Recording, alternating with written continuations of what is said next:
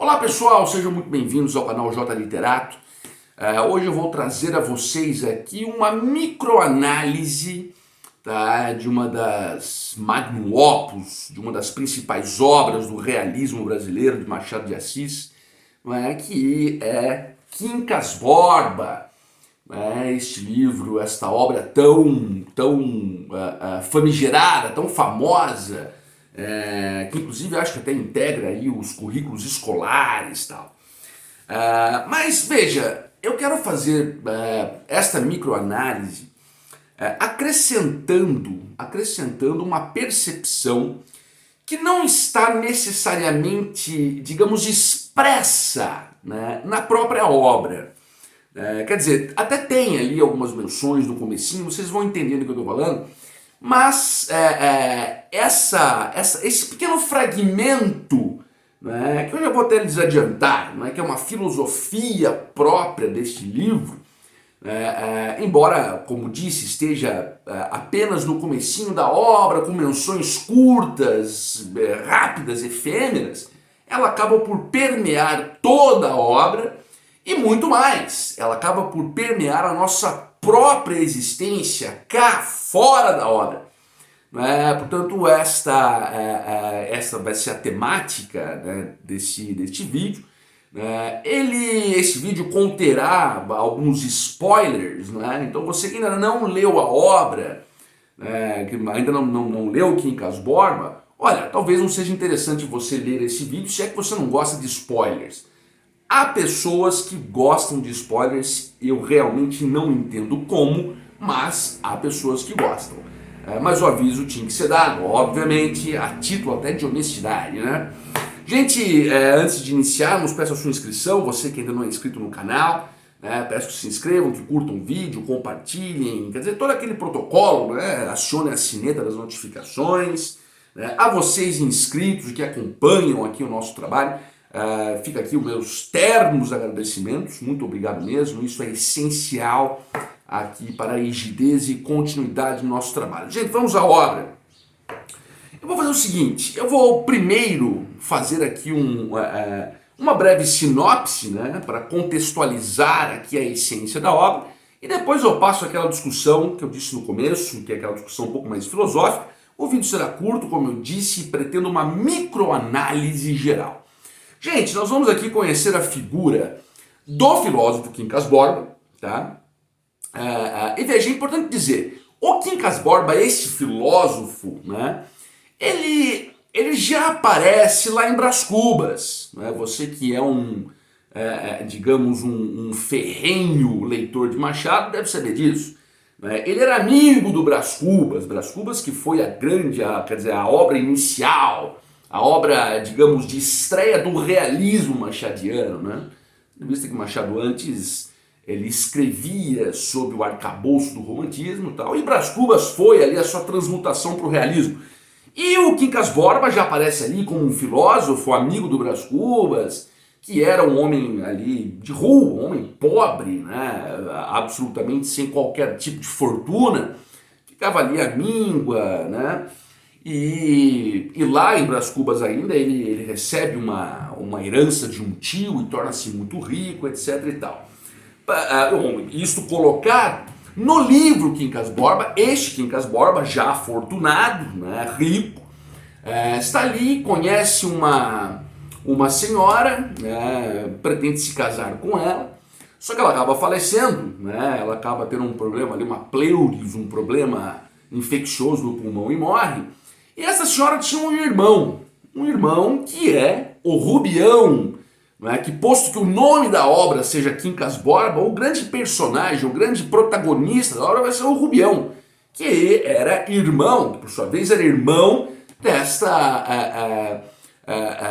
dessa senhora que se casaria com Quincas Borba não fosse a sua morte. O Rubião, ele torna-se muito amigo do filósofo Quincas Borba. Ele torna-se muito próximo. E o Quincas Borba já começa a dar sinais ali de enfermidades, de doenças, quer dizer, começa a dar sinais que a sua morte está próxima, começa a se adoecer, fica muito mal. E o Rubião, ele passa a ser quase que um enfermeiro particular, um pajem, cuidando ali do filósofo Quincas Borba. E eles ali têm várias discussões, o Quincas Borba lhe dá várias lições filosóficas e tal. Dentre essas lições, eu ia deixar essa parte para o final, mas eu já vou me adiantar. Tá? Aqui, vocês conhecem o canal, aqui eu não tenho pauta pré-fixada, né? Eu vou me adiantar. Numa dessas conversas, né, entre o Rubião e o Quincas Borba, o filósofo, o Quincas Borba ele vai ali apresentar a sua filosofia de vida. Ele vai apresentar, vamos dizer, o Busiris, a essência de sua filosofia, que leva um nome, inclusive, né, que é o humanitismo, ou humanitas, como preferir. Isso vai estar colocado logo no começo do livro. Tá? E em que se consiste esse humanitismo? Veja que a análise do humanitismo ela pode ser, inclusive, até caleidoscópica em muitas coisas. Você pode ter várias formas de compreender o humanitismo, mas aqui eu vou colocar, talvez, a essência do próprio humanitismo. Quer dizer, a forma, eu não vou dizer mais correta de interpretar-se, mas a forma talvez mais curial, mais própria. Veja, o humanitismo de Quincas Borba, que ele explica ao Rubião, vai se consistir em uma força humana que se deságua realmente na necessidade de vencer, né? Se deságua na necessidade e coloca-se como uma realidade, né, a vitória de um e a derrota de outro. Então, ele vai trazer isso aqui como se fosse um postulado da existência. Sempre haverá, não se flexiona o verbo haver, né? No sentido de existir. Sempre haverá perdedores e vencedores, e um precisa do outro, e assim é a existência. Ele até dá o exemplo, que ficou famosíssimo, né? Ali do campo de batatas. Então ele diz para o Rubião, olha só, Rubião, imagine que há duas tribos, né? Há dois grupos ali de pessoas. Entre essas tribos ali tem um pequeno campo de batatas, né? Depois desse campo de batatas tem uma montanha, e atrás dessa montanha aí tem um vasto campo de batatas.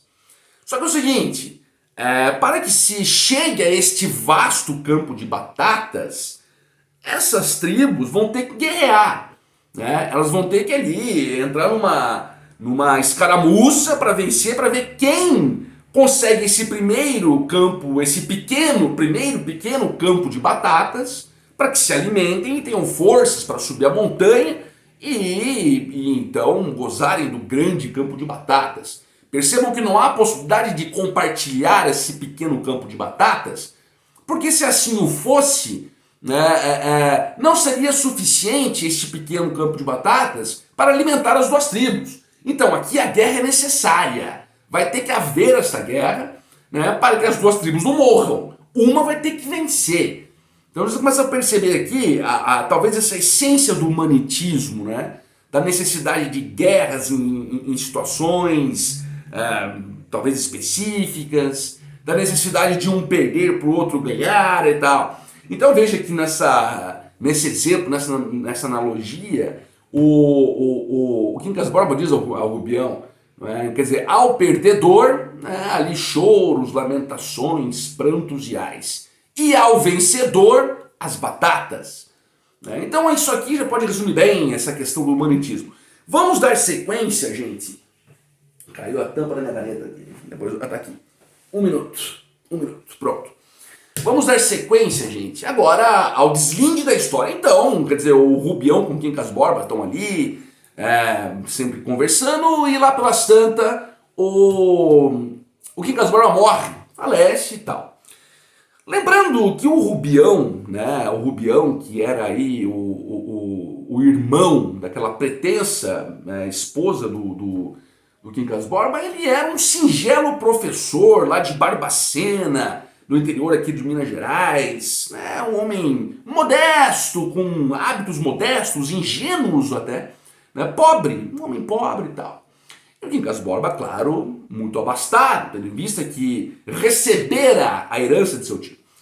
O Quincas Borba morre e, adivinhe só, para surpresa de todos, ou não, ele deixa em testamento toda toda a sua fortuna, adivinha para quem? Para o próprio Rubião.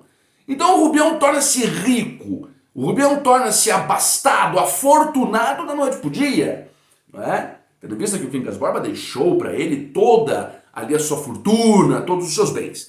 Bom, o Rubião, é claro que ele é acometido por um deslumbramento, agora ele está muito rico, era um singelo professor, pobre, e agora tornou-se um burguês, ele está rico, um capitalista, como se chama no próprio livro. Então o Rubião, ele decide mudar-se para a capital do Império, que à época era o Rio de Janeiro, né? Vai para a corte, né? Afinal de contas agora ele é um capitalista, afinal de contas agora ele tem muito dinheiro, né? E não faria sentido ele permanecer em uma cidadela no interior de Minas Gerais. Então ele vai para a corte, para o Rio de Janeiro, vai viver como um autêntico burguês, como um autêntico capitalista. Percebam, gente, então, ele chegando no Rio de Janeiro, ele conhece ali um casal, né, ainda no trem, né, ele conhece um casal que é o senhor Cristiano Palha e sua esposa Sofia, a belíssima Sofia, né, que o Machado descreve realmente como sendo quase que uma sílfe de Celta, uma coisa maravilhosa, né? Bom, o Rubião se apaixona por essa mulher, né? Mas ele faz uma amizade com o casal, uma amizade aparentemente muito bonita, muito terna, né? Ele faz essa amizade e começa a ter relações com esse casal, de amizade e tal. E ele vai conhecendo mais pessoas, vai conhecendo pessoas importantes, pessoas da alta sociedade. Isso está muito bem retratado, não é? Quer dizer, ali no Brasil, especialmente na corte, na capital do Império, no Rio de Janeiro, ali no século XIX. Então ele começa a frequentar um grupo social da alta, digamos, da alta condição, né, ali na capital do Império. Agora veja, gente, o Rubião, ele, posto que é afortunado e muito rico, a sua essência é uma essência singela, uma essência ingênua. Ele não sabe como lidar, ele não conhece os meandros do capitalismo, da burguesia. E as pessoas começam a perceber isso, inclusive o seu grande amigo Cristiano Palha, aquele que ele conheceu no trem, junto de sua esposa Sofia, pela qual é apaixonado o Rubião. As pessoas começam a compreender esta condição de ingenuidade, um pouco caipira ali do Rubião, e começam a explorá-lo, né? Começam a se aproveitar, começam a ser parasitas de Rubião. Então o Rubião, que inclusive parte do espólio lá do Quincas Borba, compreendia uma casa maravilhosa em Botafogo, que à época era um dos bairros mais requintados da capital, do Rio de Janeiro. Então ele começa a receber pessoas em sua casa, muitos amigos, todo mundo vai almoçar e jantar lá todos os dias. Ele começa a emprestar dinheiro para um, emprestar dinheiro para outro, fazer doações, quer dizer, ele vai ali gastando toda a sua fortuna. E o Cristiano Palha, este primeiro amigo dele, começa a se aproveitar também de Rubião, pedindo dinheiro emprestado, utilizando-se, né, de Rubião para ali melhorar a sua condição. Quer dizer, o Palha ele já era um homem da nobreza, mas enfrentava algumas dificuldades financeiras ali, então começou a pegar dinheiro com o Rubião, e o Rubião apaixonado pela Sofia, pela mulher do Palha. Veja que é bem realista a obra mesmo, né? Vai começar a expor aqui as podridões da sociedade, começa a expor aqui as entranhas sórdidas, né, das intenções humanas. Então o Rubião apaixonado pela Sofia, que é a esposa do Palha, o Palha explorando o Rubião, e todo mundo explorando o Rubião, porque ele é ingênuo e tal. Bom, o livro vai se desenvolvendo. Tem a figura do Dr. Camacho, né, que é um advogado político também, que começa a ficar muito amigo do Rubião para poder extorquí-lo também. Aí o Rubião entra em sociedade com um, entra em sociedade com outro, inclusive com Palha, né? E o Rubião vai dilapidando a sua fortuna, ele vai ficando pobre. Ele vai ficando pobre porque é ingênuo, não sabe o que está fazendo, as pessoas estão se aproveitando, tal. Quando as pessoas começam a perceber que o Rubião está ficando pobre, né, essas pessoas começam a se afastar dele. Quer dizer, ele já não tem mais nada a oferecer. E o próprio Palha, que era o grande amigo dele, percebe que o Rubião está realmente indo à falência. Só que o Palha já aproveitou bastante do Rubião e o Palha se reergueu. O Palha voltou, ele estava com dificuldades financeiras, etc e tal, mas ele se reergueu, não é? Ele voltou realmente ali a sua condição tranquila, rica, abastada, às custas do próprio Rubião. Gente, então o livro vai ter no seu deslinde o Rubião sofrendo pela Sofia, aquela loucura, aquela coisa, né? Fazendo ali as suas autoindagações, né? Estou traindo Palha, mas eu amo a Sofia e etc, etc e tal, uma coisa idílica e tal. E o Rubião, no meio de toda essa situação, que a ele era muito estranha, ele era um pobre professor, tornou-se um capitalista, aquele monte de gente, aquela coisa toda. Bom, ele perde as suas faculdades mentais, ele fica louco. O Rubião enlouquece, ele começa a achar que é Napoleão, começa a achar que é o imperador, acaba que o próprio Palha o interna em uma casa de saúde, assim chama, né, Machado, mas um hospício, né, um manicômio, interna ele lá, né, como disse, tem spoiler, tá, gente? A posteriori o Rubião consegue fugir, tal, e depois morre o Rubião, tal. Eu não falei aqui da figura do cachorro, tá, gente? O cachorro Quincas Borba, que era o cachorro do Quincas Borba. Inclusive é importante, né? Eu até peço desculpa a vocês, eu devia ter falado. O Quincas Borba deixou toda a herança pro Rubião com a condição de o Rubião cuidar do cachorrinho, que também se chamava Quincas Borba. Tá? E foi uma falha, eu devia ter falado isso no começo, mas não vai ser essencial aqui para as nossas conclusões deste vídeo. Tá? Bom, enfim, morre o Cristiano, morre o Rubião, morre o cachorrinho Quincas Borba, tal. O Palha fica rico e tudo certo. Eu fiz aqui uma sinopse bem concisa. Agora eu quero discutir com vocês a aplicação, né, da filosofia do Quincas Borba.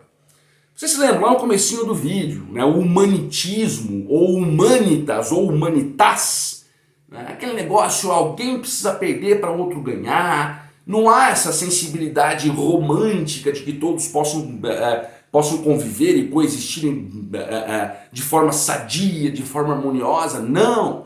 Machado, na pessoa do Quincas Borba, vem trazer que o mundo não é assim, né, que aqui o negócio é mais embaixo, que as pessoas não estão preocupadas em buscarem esta harmonia, né, esta divícia social de todos estarem bem ao mesmo tempo, não. Aqui um vai perder, o outro vai ganhar, tal. Esse é o humanitismo, em poucas palavras. Claro, como eu disse, você pode dar várias hermenêuticas e várias exegeses para isso, mas essa percepção é uma percepção forte do humanitismo. Quer dizer, isso está arraigado no ser humano, vencer. Ele tem que vencer e para ele vencer outro vai ter que perder. Né? Isso é uma coisa muito presente na vida. Agora, lembra que eu disse que nem tudo vai estar expresso no livro? Essa parte do humanitismo que o Quincas Borba diz ao Rubião é algumas páginas no comecinho do livro. Mas se nós fizermos uma análise geral da obra, inclusive quando aparece a figura do Quincas Borba lá em Brás Cubas, nós vamos perceber o humanitismo incrustado em tudo. Porque percebem, veja bem, o Quincas Borba, filósofo, lá em Brás Cubas, ele era um pobre desgraçado, morava na rua, né? Aí um tio dele morre e deixa toda a sua herança. Então perceba, o Quincas Borba, filósofo pobre, né, ele ficou rico à custa da morte de alguém. Perceba que alguém perdeu, né, para que o Quincas Borba ganhasse. E depois isso se repete com o próprio Quincas Borba em relação ao Rubião. Quer dizer, ele precisa morrer, moribundo, e depois morrer, para que o Rubião então cresça. E depois isso vai acontecendo. Quer dizer, o Rubião tem que... ele tem que perder tudo, ele tem que ficar louco e morrer, para quê? Para que o Palha, o seu grande amigo, né, possa se reerguer, se reestruturar, à custa do quê? Do declínio do próprio Rubião, que perdeu tudo, ficou louco e morreu. Né? Então veja que tudo isso está permeado na obra Quincas Borba, e desde lá de Brás Cubas, como eu disse, e assim se aplica à sociedade. Isso se aplica à sociedade, às pessoas.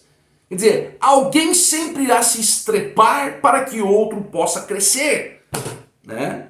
Alguém sempre irá definhar-se até a morte para que outro possa se reestruturar-se. para que outro possa encontrar as riquezas da vida. Até no futebol a gente vê isso, né, gente?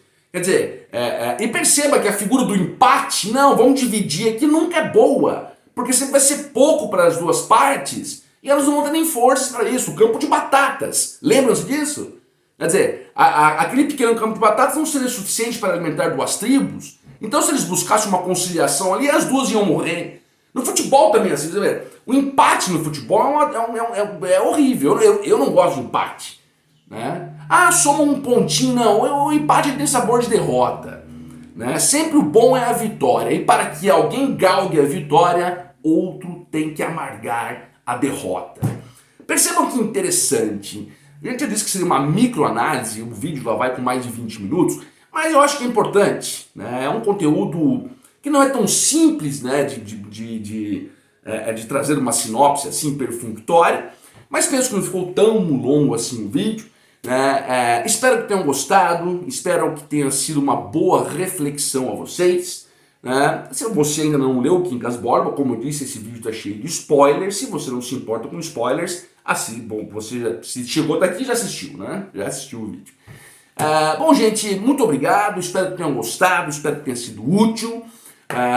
Se inscreva no canal, curta o vídeo, compartilhe com seus amigos, acione a sineta das notificações. E muito obrigado e até uma próxima. Valeu!